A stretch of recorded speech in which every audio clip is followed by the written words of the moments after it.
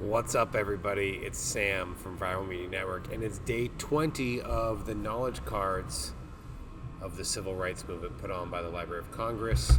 And if you're new to this video series, I started this for the Black History Month, the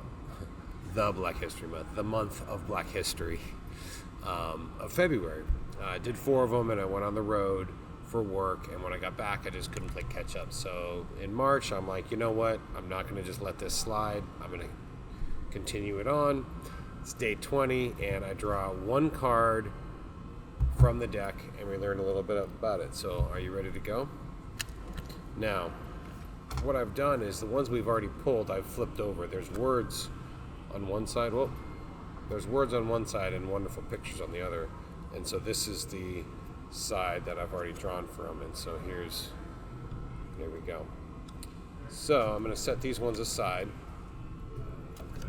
and I'm going to shuffle this 3 times and we're going to pick our card and read it, and I'll do a kind of a reaction or my own personal opinion based on what I've known and what I haven't, what I'm learning, and how we can apply it to present day times or perspective of my own experiences. And then, if you have any experiences yourself, just leave it in the comment section. And I realize I'm causing a super glare with my glasses and I'm getting distracted by that, but you know what? You don't really care.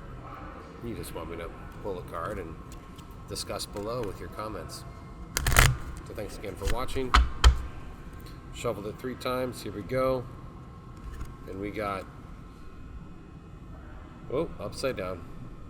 Huey P. Newton and Bobby Seale. And I live in Oakland, so their legacy is really carried on in the community. A lot of people in the community, not even have personal experience with these individuals, but also just know of them as local heroes and whatnot. They wore black leather, carried weapons, and declaimed their intention to use any means necessary to defend themselves and their urban African American communities. They were the Black Panthers, founded in 1966 in Oakland, California by Huey P. Newton and Bobby Seale. Newton and Seale were advisory board members of a neighborhood anti-poverty center when they formed the Panthers. Their image and rhetoric exemplified the most militant expression of Black power, yet their goals were the same as those of the civil rights movement: justice, freedom, dignity, and self-determination. Although the media emphasized their militancy and the Panthers themselves emphasized their constitutional right to bear arms, they ran several programs valuable to poor communities, providing free breakfast for children, clothing, and education in basic legal rights and African American history. Rarely mentioned by the press, this work brought self-help and self-respect to neighborhoods frustrated, alienated by the decades of neglect. So, it is kind of frustrating to always lead with, the Black Panthers were the most militant example of the civil rights movement. And, that's only because the media, portrayed it that way. And yes, they were, the infamous scene on the, steps of the federal building with guns and doing the marches. And that was intimidating, especially if, you're white and you've been taught that, Black people are, aggressive and violent and, are going to, rape your wives and daughters, that kind of thing. And that the legacy of the Jim Crow and just decades and centuries of, racism and, the mentality behind that.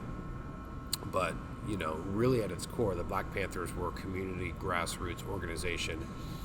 Any free breakfast in a public school these days has the Black Panthers to thank. I don't care how white or how rural your community might be. If you have a free lunch program, you can thank the Black Panthers for that.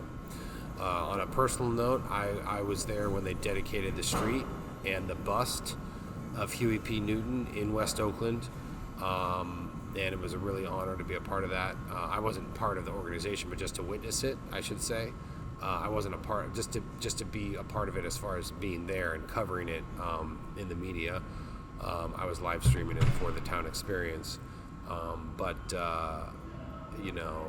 that legacy is felt in Oakland and the Bay Area. And like I said, a lot of people in the area in Oakland have a personal connection, and these are their local folk heroes.